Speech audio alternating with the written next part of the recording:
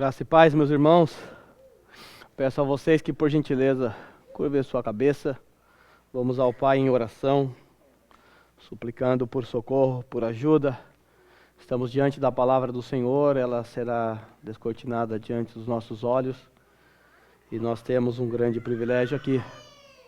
Um grande privilégio que é acompanhado de grandes responsabilidades. A responsabilidade de obedecer aquilo que nós ouvimos da palavra do Senhor. Espero que a nossa vinda aos domingos, no dia do Senhor, não seja apenas para encher o nosso conhecimento, aumentar nosso arcabouço teológico, mas para que venhamos a ser transformados pela palavra do Senhor. Isso só é possível pela ação do Espírito Santo. Então vamos pedir a Deus socorro mais uma vez. Pai, nós reconhecemos a nossa inabilidade em compreender a Tua palavra a parte do Teu Santo Espírito. Reconhecemos a nossa fraqueza, reconhecemos que a nossa mente divaga, reconhecemos que pensamos em coisas que não deveríamos pensar nesse momento. Mas eu te peço, Pai, nos socorre nesse momento, nos ajude, nos dê concentração nesse momento. Faça, Senhor, com que as verdades que temos aprendido no Teu Santo Evangelho realmente penetre os nossos corações e desemboque em vidas transformadas no dia a dia, durante a semana. Que o que aprendemos aqui, um pouco do que aprendemos aqui, apenas sirva para aumentar a nossa fome da Tua palavra, a nossa fome do Senhor, o nosso desejo por transformações em nossas vidas, o desejo por mudar a nossa família, por mudar os nossos filhos, por mudar a nossa própria vida pelo poder da Tua palavra. Senhor, nós precisamos da Tua ajuda constantemente. Precisamos do Teu Santo Espírito agindo em nós durante a semana, nos dando forças para vencer os pecados, para vencer as tentações. Precisamos da Tua palavra para nos impulsionar a viver uma vida santa. Precisamos do Senhor, dependemos do Senhor. Senhor, eu nesse momento peço também pela mente dos meus irmãos, pela minha mente também. Peço ao Senhor por nossa concentração. Nos ajude a focar na Tua palavra. Por favor, eu oro e peço isso no nome de Teu Filho Jesus Cristo. Amém. Abra comigo a sua Bíblia em João capítulo 15, do versículo 3 ao 6. Hoje nós vamos continuar o sermão da semana passada. Então, capítulo 15 ainda, versículo 3 ao 6.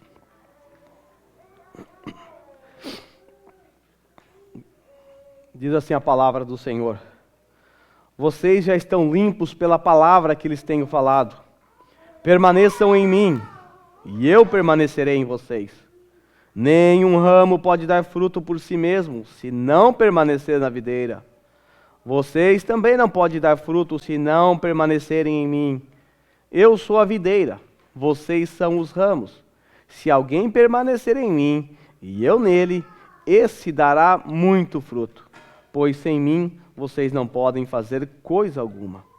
Se alguém não permanecer em mim, será como um ramo que é jogado fora e seca. Tais ramos são apanhados, lançados ao fogo e queimados. Pode tomar o teu assento. Meus irmãos, na semana passada nós adentramos nesse 15º capítulo deste Evangelho.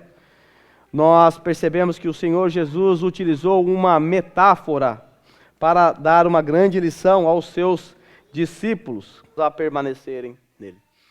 Eu disse a vocês que se você contar o número de vezes que aparece o verbo permanecer e as suas conjunções ou conjugações, você vai perceber que há um total de 12 vezes em que a palavra permanecer, o verbo permanecer, consta aí no seu texto. Dependendo da sua versão, é 11. Com todas as vezes que nós nos deparamos com um tanto de repetição assim, nós encontramos uma ênfase. O Senhor Jesus quer enfatizar a necessidade dos discípulos permanecerem nele. É preciso permanecer em Jesus. É isso que Jesus quer transmitir aos seus discípulos e a nós hoje. Mas por que os discípulos precisam ser encorajados nesse momento a permanecer em Jesus? O contexto nos mostra que o Senhor Jesus está indo com os seus discípulos a caminho do Getsêmani. E lá no Getsêmani o Senhor Jesus será preso. Sofrerá aquela terrível angústia onde chegará a suar gotas de sangue. Ele será preso, levado para um julgamento injusto. No dia seguinte será levado diante de Pôncio Pilatos. Será julgado e condenado injustamente. Passará pelo martírio, enfrentará a cruz e morrerá. Jesus sabe que os discípulos ficarão assustados com o que vai acontecer. Eles não imaginam que tudo isso vai acontecer, mas o Senhor já sabe. E o Senhor, por saber de tudo isso, está dizendo para eles: muitas coisas terríveis acontecerão ainda nessa noite. Mas vocês precisam permanecer em mim. Vocês ficarão assustados, mas vocês precisam permanecer em mim. Eu vou passar pela morte, eu vou enfrentar a cruz, mas vocês precisam permanecer em mim. E o Senhor Jesus está então incutindo na mente daqueles discípulos essa necessidade de permanência. Porque todo discípulo precisa permanecer em Jesus. Se você é crente, se você é um discípulo, você só poderá dar fruto se você permanecer em Jesus. E agora o Senhor, para ajudar os seus discípulos a entender essa necessidade de permanência, ele então usou essa metáfora. A metáfora da videira. Nós vimos que essa metáfora ela é composta por 3 personagens básicos. Nós vimos que ela é composta pela videira verdadeira, que é Jesus Cristo. Na semana passada nós vimos que Jesus aditou a videira como verdadeira, por conta de Israel, que no Antigo Testamento era chamado por Deus de a videira, porém a videira infrutífera, a videira que não dava uvas doces, dava uvas azedas. Agora Jesus, a verdadeira videira, é a videira que dá frutos para a glória de Deus Pai. Na nossa metáfora também, nós vimos que o Pai aparece como um segundo personagem. O Pai é descrito como aquele que cuida, aquele que é o agricultor ou o avicultor. Ele cuida da videira, ele poda a videira, ele rega a videira, ele espanta as pombas, os caraços e tudo mais para proteger a sua videira. Nós vimos na semana passada que o pai, como agricultor, ele tem 2 papéis. Primeiro, cortar os ramos que não dão frutos e lançá-los ao fogo. Em segundo lugar, podar aqueles que dão frutos para que dê ainda mais fruto. E também encontramos o terceiro personagem aqui na nossa metáfora, os ramos. Quem são os ramos? Nós. Os ramos são, então, os verdadeiros discípulos de Jesus, que frutificam. O sermão dessa manhã vai se concentrar nesse ponto, nos ramos. Eu vou me concentrar no personagem aqui da metáfora, o ramo, ou no nosso caso, os ramos. Eu separei no meu texto 11 características dos ramos que dão fruto. 11. Não se assuste, eu não vou falar dos 11 hoje. Eu vou falar de apenas 4 e vou continuar na semana que vem. Se eu terminar, amém. Se eu não terminar, a gente vai terminando. 11 características, então, dos ramos que dão fruto. Se eu sou um discípulo de Jesus, se você é um discípulo de Jesus, então você precisa entender que existem certas características que precisam estar em sua vida. Você precisa entender que há certos privilégios que você recebe de Jesus por estar ligado à videira, por estar nesta união mística com o seu Senhor. Então vamos lá olhar as características de um ramo que frutifica. Quais são as características? A primeira característica nós já aprendemos na semana passada. Os ramos verdadeiros, os ramos que frutificam, os crentes, os discípulos, são aqueles que são podados pela palavra de Deus, são podados pelo agricultor, que no caso aqui é Deus. O salmo que o nosso irmão Jonathan leu hoje, na manhã, fala desse castigo, dessa poda que faz bem para nós. É isso que o salmista disse. Nós vimos então que Deus ele vai podar os seus filhos através de lutas, através de tribulações, para que esses cresçam. Ou através de qualquer outro meio, Deus vai nos podando, para que cresçamos, para que venhamos a dar mais frutos. Eu não vou tecer detalhes, porque nós já estudamos isso na semana passada, você pode assistir lá se você perdeu. Então vamos para a segunda característica presente no nosso texto. O ramo verdadeiro, o ramo que dá fruto, é o ramo que é limpo pela palavra, ou que foi limpo pela palavra. Veja aí o versículo 3. Vocês já estão limpos pela palavra que lhes tenho falado. Essa é uma característica fundamental e importante para qualquer cristão. Todo cristão é aquele que foi purificado, que foi limpo pela palavra. A limpeza dos ramos cheios de sujeira naquela época era algo comum. Alguns ramos, quando eram carregados de uvas, ficavam pesados e cediam e encostavam no chão. Quando isso acontece, a vide ficava cheia de poeira. Quando chovia, a coisa piorava, porque as gotículas de chuva jogavam lama, barro em cima da vide. E assim atrapalhava o seu crescimento, atrapalhava o seu desenvolvimento. Além de colocar a videira embaixo, deixa ela suscetível, a vide embaixo, deixa ela suscetível a fungos, a umidade. E isso pode colocar a vide em risco. Animais, bichos podem também comer da vide. Também atrapalhava a vide ficar embaixo, porque ela não tinha acesso à luz solar. E se não há acesso à luz solar, isso atrapalha também na sua fotossíntese. Assim, a qualidade da vide se torna comprometida, porque está no chão, está suja. Quando isso acontece, o que o viticultor faz? Ele vai até a videira, olha os ramos no chão, ele levanta, suspende, prende ela em algum tipo de treliça e ele limpa, uma por uma.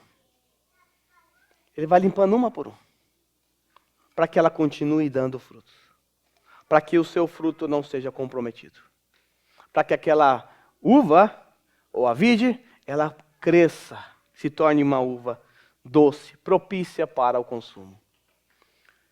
Essa é a imagem que Jesus está despertando na mente dos seus discípulos. A imagem de um homem cuidando, limpando uvas que estão caídas no chão, que estão sujas. Jesus então está dizendo aqui no nosso texto que os crentes, os discípulos de Jesus estão limpos. Isso significa que eles foram santificados como? Pela palavra de Deus. Vocês já estão limpos pela palavra de Deus. Deus Pai já limpou vocês por causa da palavra, através da palavra de Deus.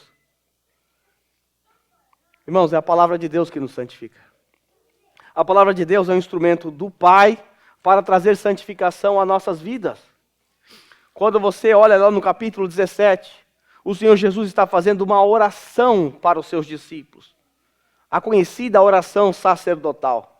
E lá no versículo 17, ele disse assim, ele ora assim: santifica-os na verdade. O que é verdade? Santifica-os na verdade, mas o que é a verdade? Na oração ele responde: a tua palavra é a verdade.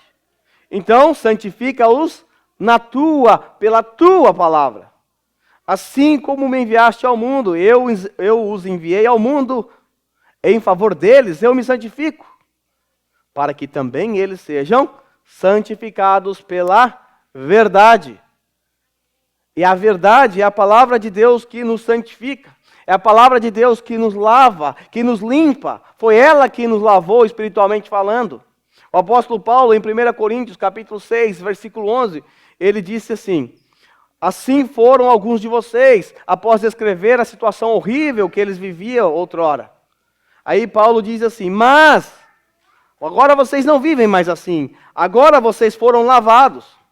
Vocês foram santificados, foram justificados no nome do Senhor Jesus Cristo e no Espírito do nosso Deus, diz Paulo. Veja bem, irmãos, aqueles irmãos de Corinto foram lavados, limpos, foram santificados, foram justificados no nome do Senhor Jesus Cristo e no Espírito do nosso Deus. Não é exatamente isso que aconteceu comigo e com você? Vivíamos uma vida outrora distante de Deus.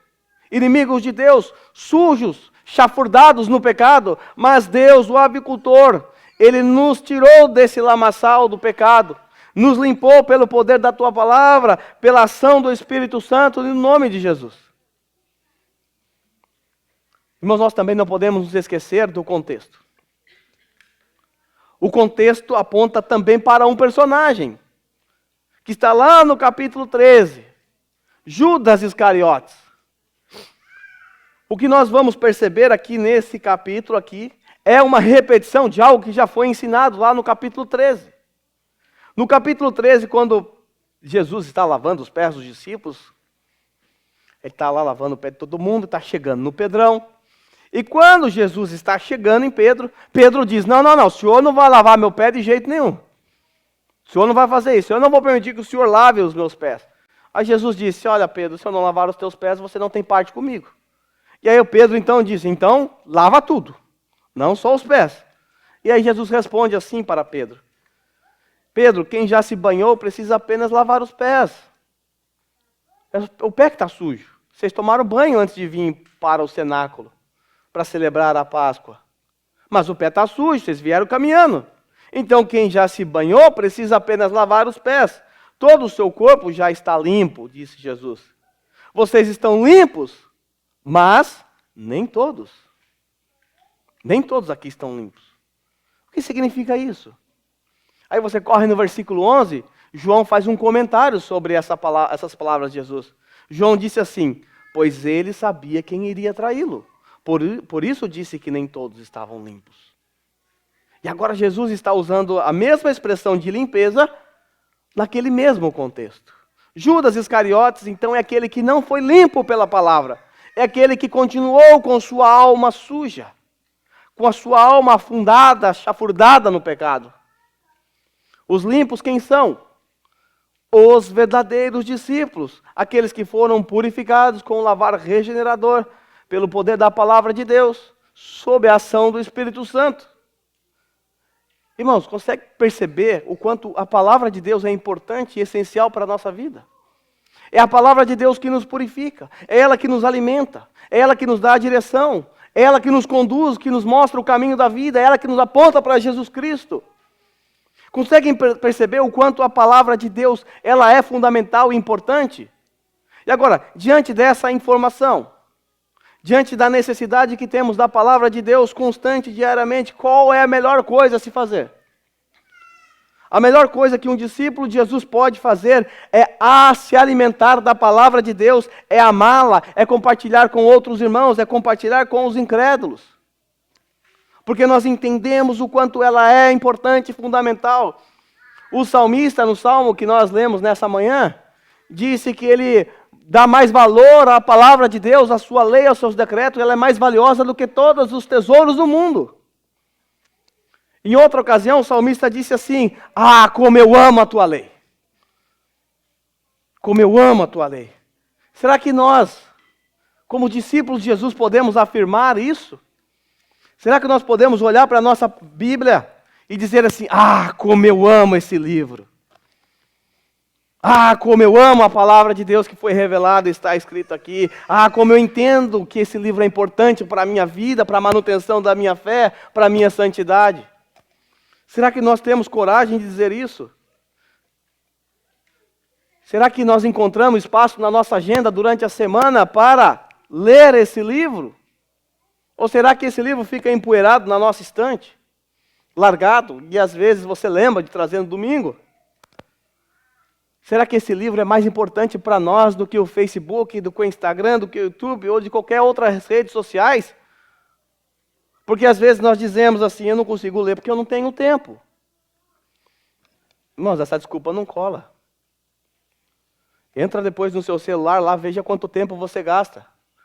Dá para saber quanto tempo você gasta lendo, vendo redes sociais ou coisas assim. E às vezes você vê coisas boas. Você pode usar o YouTube, por exemplo, para assistir sermão, aulas, conferências. Beleza. Mas será que é só isso? Será que nós não usamos para outras coisas também? Quando eu tinha 16 anos, eu e mais 2 amigos, nós procuramos um pastor perto da minha casa porque queríamos aprender a Bíblia com ele. Ele era um professor de teologia. E ele aceitou, doido da cabeça, aceitou dar aula para os 3, doido. E aí começamos toda segunda-feira na casa dele. A primeira aula foi a aula que marcou a minha vida, eu nunca mais me esqueci. Eu era apenas um garoto de 16 anos, que estava procurando um mestre para aprender com ele. Alguém que eu julgava que já sabia tudo, que já estava mais próximo de Deus do que qualquer pessoa, alguém que amava de fato a palavra de Deus. A aula foi fantástica. Foi bibliologia, foi fantástica. Mas tem uma parte daquele dia, daquele primeiro dia, que marcou a minha vida. A oração que ele fez. Quando encerrou a aula, em um momento da oração, ele disse assim: Senhor, ensina-nos a amar a tua palavra. Eu parei de orar, abri os olhos. Aquele adolescente ficou assustado, porque eu imaginei assim, peraí, ele não precisa aprender a amar, eu que preciso, eu que vim aqui aprender a amar a palavra de Deus. E ele está orando que precisa aprender a amar a palavra de Deus. É verdade, irmãos. Essa é a oração que nós devemos fazer o resto da nossa vida. Porque todos os dias nós precisamos aprender a amar a palavra de Deus. Nós temos que amar de verdade. No passado éramos conhecidos pelos homens da palavra. Hoje nós somos conhecidos pelo quê? Eu quero, nesse momento, me dirigir uma palavra aos jovens dessa igreja. Quero que vocês prestem atenção em mim aqui. Todos vocês. Eu já tive a idade de vocês, eu também já fui jovem. Jovens, aprendam a amar a palavra de Deus enquanto vocês são novos. Aprenda a amar a palavra de Deus. E eu, como alguém que fui salvo aos 14 anos, posso garantir a vocês que vocês nunca se arrependerão. Nunca se arrependerão de entregar as suas vidas a Jesus Cristo. Nunca se arrependerão de viver para Ele, de viver aprendendo, de crescer, de amar a palavra de Deus. É um amor inesgotável. Você vai amar, amar, amar, e ainda você vai precisar aprender a amar. Mas você nunca vai se arrepender. Vocês, enquanto jovens, farão muitas escolhas na vida de vocês. E vocês se arrependerão de muitas coisas. De muitas coisas. Pergunta para os mais velhos depois de quantas coisas eles se arrependem. Posso fazer uma lista para vocês. Mas eu posso garantir a vocês que vocês jamais se arrependerão. Jamais se arrependerão de entregar as suas vidas ao Senhor com toda a intensidade, com todo o amor, com todo o vigor e passar a viver por Ele e para Ele. Jovens, a mente de vocês é uma potência. Vocês são uma potência. Vocês conseguem memorizar rápido se vocês quiserem. A mente de vocês funciona, que é uma maravilha. Quando vocês chegarem na minha idade, vocês vão ver a dificuldade que é para memorizar alguma coisa. A luta que é. Mas agora a mente de vocês funciona bem. Vocês conseguem memorizar. Então canalize a força que vocês têm para conhecer a Deus, para se dedicar a Deus, para se entregar a Ele. Não desperdice a vida de vocês. A melhor coisa que vocês podem fazer agora é realmente se entregar a Ele. De todo o coração de vocês, vocês não vão se arrepender. Eu sei que vocês têm sonhos. Eu já tive a idade de vocês. Acho que isso é inimaginável para vocês. Vocês acham que eu sempre fui velho. Mas eu já tive sonhos. Que ser cientista. Que ser piloto da aeronáutica. Tive muitos sonhos em minha vida. Tudo sonho meio doido, mas tive. E vocês também, eu sei que vocês têm sonhos. Sei que há coisas que vocês querem realizar na vida de vocês. Mas sabe o que vai acontecer no final da vida de vocês? Se vocês alcançarem todos os objetivos que vocês têm, mas não se entregarem a Cristo? Quando vocês chegarem lá, vocês olharão para trás. Olharão para dentro de vocês e perceberão que vocês continuam vazios. Continuam vazios.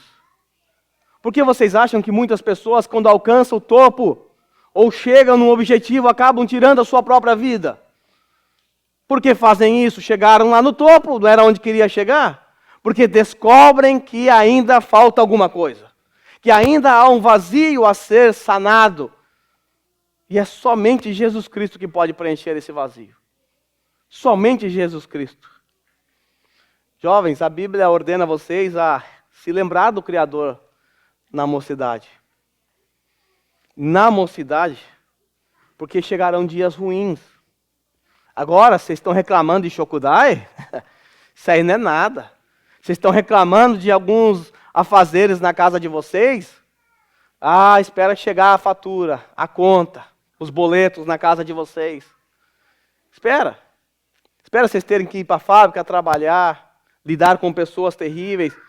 Aí vocês vão ver a dificuldade. Dias terríveis virão. Chegarão para vocês anos difíceis que farão vocês olharem para trás e dizer: eu não encontrei nisso tudo contentamento. É lógico que você não vai encontrar contentamento nessas coisas. Sabe por quê? Porque hoje, ao invés de você usar toda a potência que você tem aí na sua mente, toda a força que você tem para mergulhar na palavra de Deus, para amar a palavra de Deus, para aprender sobre Ele, para estudar sobre os seus atributos, para se entregar a Ele de todo o coração, entregando a Ele toda a sua vida, ao invés de você fazer isso, você está desperdiçando seu tempo com coisas que não lhe acrescentam em nada. Em nada. Lá no futuro, você olhará para o passado e dirá: não encontrei contentamento nessas coisas. A Bíblia fala que vocês são fortes. Vocês são fortes. Vocês são cheios de vigor. Em 1 João 2,14, João diz assim: jovens, eu escrevi a vocês porque são fortes. Veja, vocês são fortes. E em vocês a palavra de Deus permanece. E vocês vencem o maligno. Por que vocês são fortes? Vocês são fortes porque a palavra de Deus permanece em vocês. Se a palavra de Deus permanecer em vocês, vocês serão fortes. Se a palavra de Deus permanecer em vocês, vocês vencerão o maligno. Eu já tive a idade de vocês. E sei que a maior dificuldade nessa fase, nessa faixa etária, é a pureza. É a pureza. Vocês são uma potência com a mente, com as suas ações, com as suas atitudes, e a mente de vocês pensa tão rápido e desejam coisas que vocês não deveriam desejar para a idade de vocês. Assim sendo, a pureza é uma das maiores, se não a maior dificuldade para se lidar nessa época, nessa fase. A pureza. Como se manterá puro o coração de um jovem? O salmista já levantou essa questão lá no Salmo 119. Veja aí o versículo 9. Como o jovem pode manter pura a sua conduta? Como? Como é que um jovem mantém pura a sua conduta? A resposta do salmista é: vivendo de acordo com a tua palavra. Vivendo de acordo com a tua palavra. É sendo limpo, conforme o texto nos diz. É estando com o coração limpo, com a vida purificada, santificada pela palavra de Deus. E aí o salmista continua: eu te busco de todo o coração, não permitas que me desvie dos teus mandamentos. Guardei no coração a tua palavra para não pecar contra ti. Só existe uma maneira de se manter puro. Isso não vale só para jovem não, tá? É para velho também. A pureza consiste em guardar a palavra de Deus nos nossos corações. Lembra que o papel do Espírito Santo é nos fazer lembrar das verdades que já fomos ensinados? Guarda a palavra no teu coração. Naquele momento de maior tentação, de provação, o Espírito Santo vos fará lembrar dessas palavras. Assim sendo, jovens, a palavra de Deus é o único instrumento de Deus para purificar vossas vidas, para purificar vossas condutas. A palavra de Deus é um instrumento que nos foi dado para nos mantermos limpos e puros. Aprendam a amar a Deus. Busquem ajuda de quem pode ensinar vocês a amar a Deus. Busque pessoas mais velhas, pessoas tementes a Deus, se aproxime dessas pessoas e peça ajuda. Tudo que vocês fizerem nessa vida vai acabar. Tudo que você almeja nessa vida vai ficar para trás. Mas aquilo que você fizer para Deus nessa vida permanecerá para sempre. Permanecerá para sempre. Agora, pais que me escutam, e eu me incluo aqui nisso. Qual é o maior desejo que você tem para seu filho? O que você espera para a vida dele? Se você tivesse que preencher um questionário agora, eu quero para o meu filho 2 pontos, o que você escreveria? O que você espera para ele? Talvez uma carreira promissora? Um chatiô de uma fábrica? Altos salários? Uma alta posição? O que nós almejamos para os nossos filhos? Que o maior desejo nosso seja que eles, em primeiro lugar, amem a Deus e conheçam a palavra de Deus. Esse deve ser o maior desejo de todo pai temente a Deus. A primeira coisa que queremos para os nossos filhos, não importa a profissão, nós queremos que eles amem a Deus. Nós queremos que eles conheçam a palavra de Deus, não é isso? O que você prefere? Você prefere que seu filho seja um grande médico, um grande biólogo, um grande cientista, um grande advogado, que ele seja um atleta famoso, um grande cientista, e termine a sua vida distante de Deus? Condenado? Ou você prefere que o seu filho seja um homem temente a Deus, que ama a sua família, que ama a sua esposa, mas que trabalha numa fábrica como um peão? O que é mais importante para você? Eu não estou dizendo que desejar que o seu filho se dê bem na vida é errado. Lógico, como pai, o que a gente espera? Coisas boas para os nossos filhos, coisas que julgamos boas. É óbvio, se você é pai, você vai desejar coisas boas para os seus filhos. Você vai até investir nisso, se for o caso. O que eu estou dizendo é que quando nós priorizamos estas coisas em detrimento da vida deles espiritual, nós estamos errados. Nós estamos fracassando no nosso papel como pai. Estamos fracassando no nosso papel de pastores do lar. Essas coisas não devem ser a nossa prioridade. A nossa prioridade como pais é que eles sejam homens, que sejam mulheres tementes a Deus. Se eles forem um médico temente a Deus, louvado seja Deus por isso. E se eles forem um peão de fábrica? E se ele for um lixeiro temente a Deus? Louvado seja Deus por isso, você alcançou o seu objetivo. Você alcançou a sua missão. Muitos pais se preocupam mais que os seus filhos aprendam inglês, por exemplo, do que com a palavra de Deus. Muitos pais se preocupam que seus filhos aprendam uma profissão boa, um curso profissionalizante. Mas o que nossos filhos mais precisam, acaba que nós negligenciamos. Os nossos filhos precisam da palavra de Deus, porque eles ainda estão com corações sujos. Eles ainda precisam da palavra de Deus para purificá-los através da ação regeneradora do Espírito Santo, através da palavra. E é isso que nós devemos desejar para eles. Quando nós priorizamos qualquer outra coisa do que a palavra de Deus para os nossos filhos, nós estamos no caminho errado. Estamos na contramão do mandato que Deus deu para nós como pais. Temos a responsabilidade de pastorear, de cuidar, de zelar. Portanto, pais, que são os homens nesse caso, nós precisamos entender que cabe a nós a responsabilidade do pastoreio, do cuidado, do zelo e da proteção dos nossos filhos. É nossa responsabilidade. Não é responsabilidade da escola.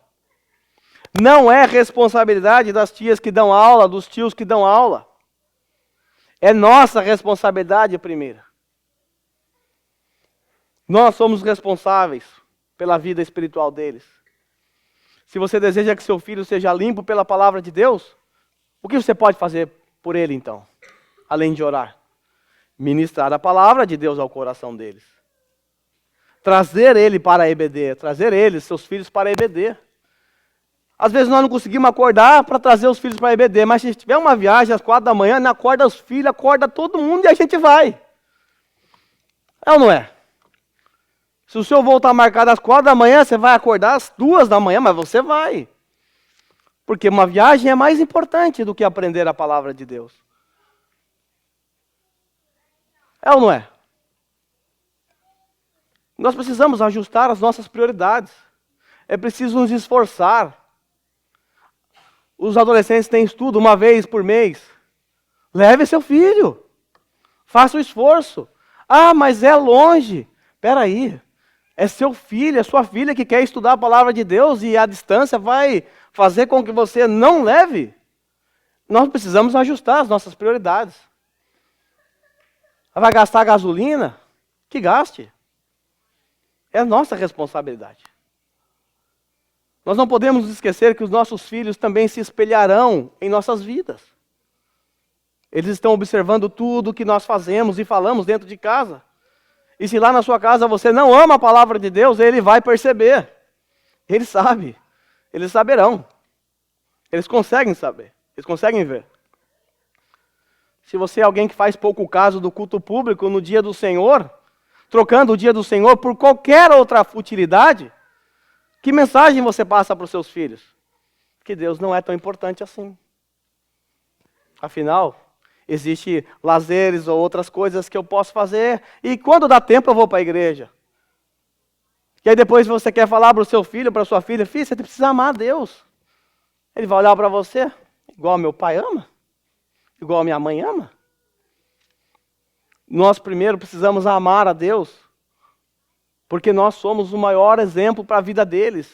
Eles estão observando. Eles estão observando a nossa conduta. Então, que Deus nos ajude, como pais, a entender nossas responsabilidades para com os nossos filhos. É pesado isso tudo aqui. É pesado para mim.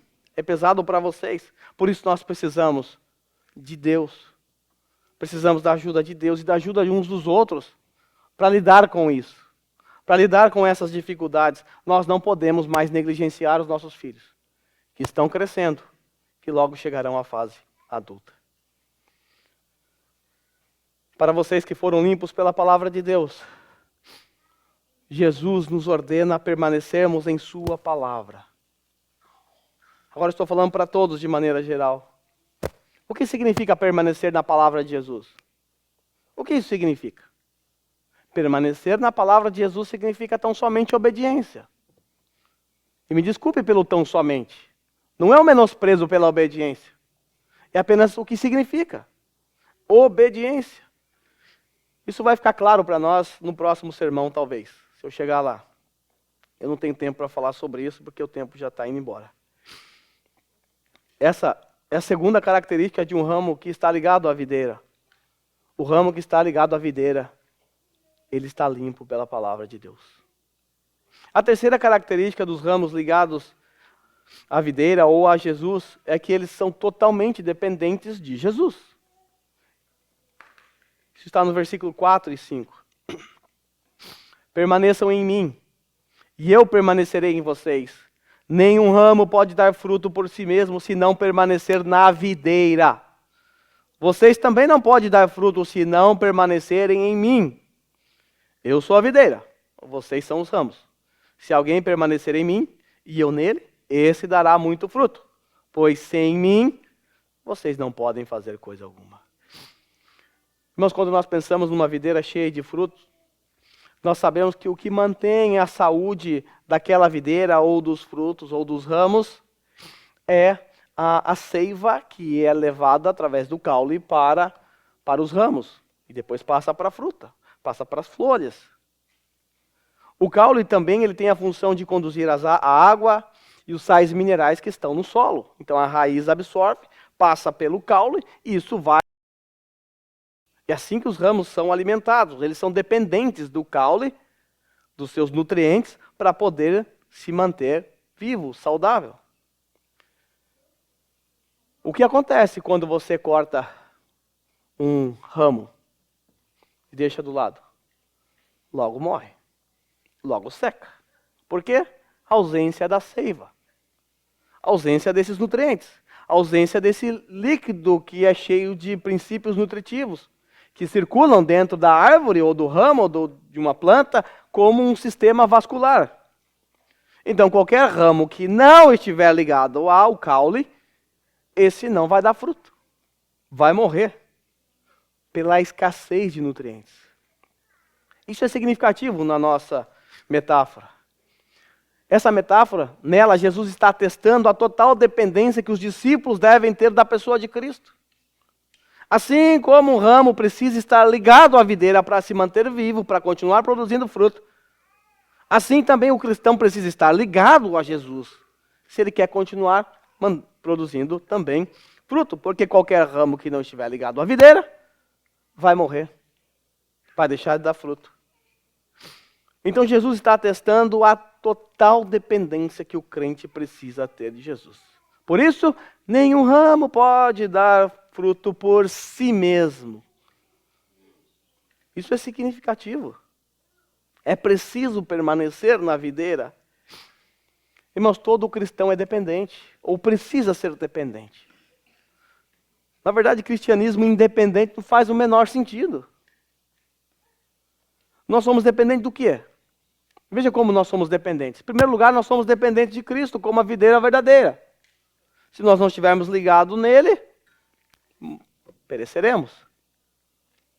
Precisamos estar ligados a Cristo, que é o nosso sacerdote, que é o nosso profeta, que é o nosso rei, que é o nosso Senhor. Nós dependemos também do Espírito Santo, aquele que nos auxilia em nossas orações, afinal não sabemos nem orar como convém. Nós somos dependentes do Espírito Santo para que ele nos lembre dos nossos pecados, para que ele nos lembre de verdades que nós já aprendemos na palavra de Deus. Somos dependentes do Espírito Santo. Nós somos dependentes da palavra de Deus para mantermos a nossa fé saudável. Nós somos dependentes de Deus Pai, que renova as suas misericórdias todas as manhãs sobre nós, que tem cuidado de nós, que tem mantido as suas promessas, que faz a chuva cair sobre o solo, produzindo fruto para que você coma. Ou seja, Ele te dá o pão nosso de cada dia. Veja como nós somos dependentes do Pai. Nós também somos dependentes do corpo de Cristo. Não existe cristianismo independente, não existe cristãos independentes. Todos os verdadeiros cristãos precisam ser dependentes de Cristo para dar fruto. É isso que o texto está afirmando. O cristão deve ser dependente de Cristo em que sentido? Em dois sentidos. Primeiro, nós somos dependentes de Cristo como o cabeça. Mas existe um segundo sentido em que nós somos dependentes de Cristo. Nós devemos ser dependentes não somente do cabeça, mas também do corpo de Cristo. Não dá para ser dependente só da cabeça, é preciso ser também dependente do corpo de Cristo. E foi do agrado de Deus que os membros de uma igreja local dependessem uns dos outros para a mútua edificação, para o cuidado, para o zelo, exortação piedosa, para a prestação de contas, etc.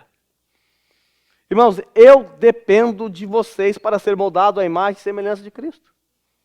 E muitos de vocês têm me ajudado. Louvado seja Deus por isso. Mas vocês também precisam uns dos outros para crescer na fé. Assim sendo, se envolva num relacionamento discipulado com algum membro dessa igreja. Para quê? Para o bem da sua saúde espiritual. Para o seu crescimento, para a sua manutenção. Não ande sozinho. Para que existe uma igreja local? Para que você não ande sozinho. É preciso se relacionar com alguém. Inclusive hoje na classe de novos membros, nós estudamos o parágrafo 4 do nosso pacto de membresia. Aquele que nós lemos aqui na ceia. Diz assim: não mediremos esforços para disciplinar na disciplina e na admoestação do Senhor. Veja, não mediremos esforços. O que nós aprendemos lá é que exige um esforço nosso. Não é fácil se relacionar com outros pecadores. É difícil. Foge da nossa rotina, atrapalha a nossa rotina. Dá trabalho, é verdade. Mas nós não podemos medir esforços para disciplinar na disciplina e na admoestação do Senhor todos os que estiverem sob o nosso cuidado, diz o pacto de membresia. A questão é quem está debaixo dos nossos cuidados? A resposta, todos os membros que estão aliançados entre si. Quando nós nos tornamos membros de uma igreja local, nós fazemos uma aliança uns com os outros, um pacto. E uma aliança sempre nos faz lembrar que temos deveres e responsabilidades. Quando eu olho para a minha mão, eu vejo uma aliança. É símbolo de um pacto, de uma aliança que eu fiz há 21 anos atrás com a Rose. E eu prometi muitas coisas naquele dia. Prometi amá-la, como Cristo amou a igreja, amar até a morte. Amar como Cristo amou a igreja. E quando eu não consigo fazer isso, porque sou pecador miserável, não consigo alcançar esse padrão, eu olho para a minha mão e me lembro, eu preciso ajustar a minha vida. Porque eu prometi amar a minha esposa. Assim é um pacto, assim é uma aliança. Nós fizemos uma aliança uns com os outros.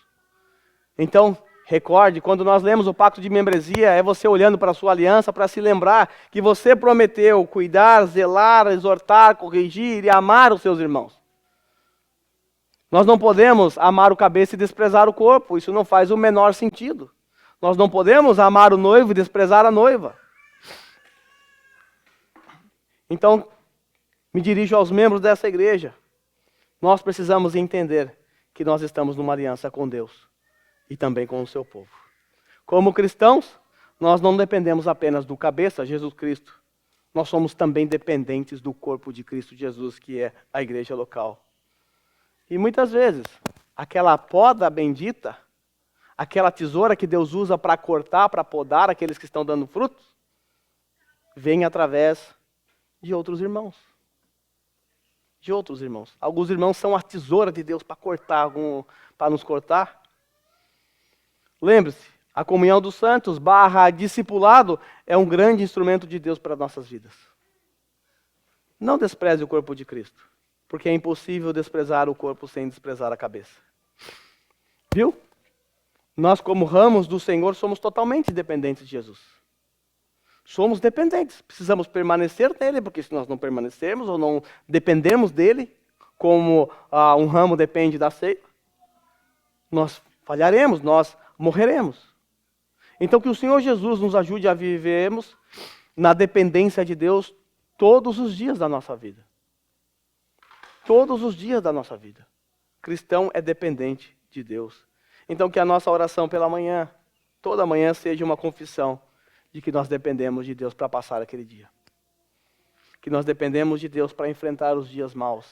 Que nós dependemos de Deus para passar com contentamento e alegria até mesmo os dias bons. Que nós precisamos de Deus a todo momento. Nós precisamos de Jesus Cristo, do Espírito Santo, da palavra, do corpo de Cristo. Somos dependentes. E se negligenciarmos qualquer um desses, nós comprometeremos o nosso fruto. Eu não vou falar o que é fruto ainda hoje, mas no próximo sermão acho que a gente chega lá. Vamos para a quarta característica, então, de um ramo frutífero. O ramo que dá fruto, ele é aquele que é livre do julgamento eterno. Veja aí, eu vou parar nesse ponto. Se alguém não permanecer em mim, depois de dizer que é necessária a permanência em Jesus, ele disse, então, se alguém não permanecer em mim, será como o ramo que é jogado fora e seca. Tais ramos são apanhados e lançados ao fogo e queimados. Mas nós havíamos uma parte disso na semana passada. Nós vimos que essas palavras de Jesus apontam para um julgamento eterno. Porque ser cortado e lançado ao fogo aponta para o julgamento eterno. Nós nos lembramos lá de Mateus capítulo 3, versículo 10, onde João Batista diz assim, o machado da raiz já está posto às árvores. E toda árvore que não der bom fruto será cortada e lançada ao fogo. Juízo. E aqui também existe um juízo para aqueles que não permanecem em Cristo, aqueles que não foram enxertados, que não estão ligados a essa videira. Nós vimos que a ideia de Jesus aqui não é falar sobre perda de salvação. Não é essa a ideia. Quando nós nos deparamos com metáforas, parábolas, símiles ou outro tipo de linguagem mais figurada, nós não podemos cair no erro de atribuir significados a todas as partes. Se você fizer isso, vai ficar uma loucura a sua interpretação. Jesus quer comunicar, através de uma metáfora, certas verdades. Não todas as verdades. Então, certamente não se trata de perda da salvação. Nós já vimos no sermão passado que o verdadeiro cristão não perde a salvação. A salvação dele está garantida em Cristo Jesus. Ele é dependente de Cristo Jesus para a manutenção da sua salvação. O que nós aprendemos na semana passada é que haverá no meio do povo de Deus falsos cristãos. Como aconteceu no colegiado dos apóstolos. Judas era um falso discípulo. Alguém que permaneceu sujo, que era o filho da perdição. Aquele que seguiu obstinado até o fim e morreu. Foi cortado e condenado. Nós vimos na semana passada que em muitos casos, no meio da igreja de Cristo, nós não vamos conseguir identificar quem são os lobos ou joio. Esses terão que crescer no nosso meio e Deus fará a poda no dia certo, no momento certo, cortará e lançará no fogo. Em outros casos, conseguiremos identificar. O texto está falando desse juízo, desse julgamento. Mas olha o que o texto diz. O texto diz que aquele que não permanecer em Jesus Cristo como a videira, será como um ramo cortado e jogado fora. Vai secar. E esses ramos são apanhados, lançados ao fogo e queimados. Aqueles que não estão ligados à videira, por conta de sua natureza caída, por conta de sua rebelião contra Deus. Aqueles que obstinadamente rejeitam a palavra de Deus, até escutam, mas rejeitam a palavra de Deus. Lembre-se, Judas escutou todos os sermões de Jesus. Viu todos os milagres de Jesus. Mas o coração de Judas estava obstinado. Todos aqueles que se encontram nessa mesma condição serão como ramos secos, apanhados e lançados ao fogo. Os que creem em Jesus Cristo como seu único e suficiente Salvador, os que entregaram seu coração a Ele, esses jamais serão cortados. Esses permanecerão para sempre.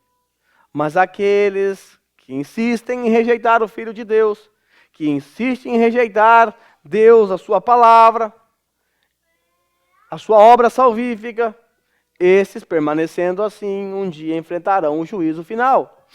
Um dia estarão diante do avicultor, que o cortará e o lançará no fogo. Assim sendo, a melhor coisa que você pode fazer agora, nesse exato momento, é se arrepender dos seus pecados. É suplicar a Jesus para que Ele não te corte dessa forma. Para que o avicultor, o Pai, não lance você nas chamas do inferno. A melhor coisa que você pode fazer nesse momento é a mesma coisa que os jovens precisam fazer. Entregar seu coração a Ele com toda a sua força. Entregar a sua vida a Ele e passar a viver por Ele e para Ele. Do contrário, você será um ramo que está aqui no meio da figueira, ou no meio da videira, desculpe. Mas você vai secar. Você vai secar. Sabe por quê? Porque você não recebe os nutrientes que vêm da seiva, que vem de Jesus Cristo. Você não está ligado nele. Então se arrependa dos seus pecados. Jesus, com essas palavras, aponta para o juízo vindouro. E não subestime as palavras de Jesus. Ele de fato condenará todos aqueles que o rejeitaram como Senhor, o rejeitaram como seu Salvador. Assim sendo, se arrependa dos seus pecados, creia em Jesus e seja salvo por Ele.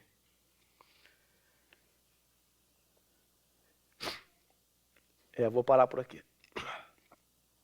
A semana que vem nós daremos prosseguimento. Vou parar por aqui e eu quero pedir a você que curva a sua cabeça, nós vamos orar nesse momento.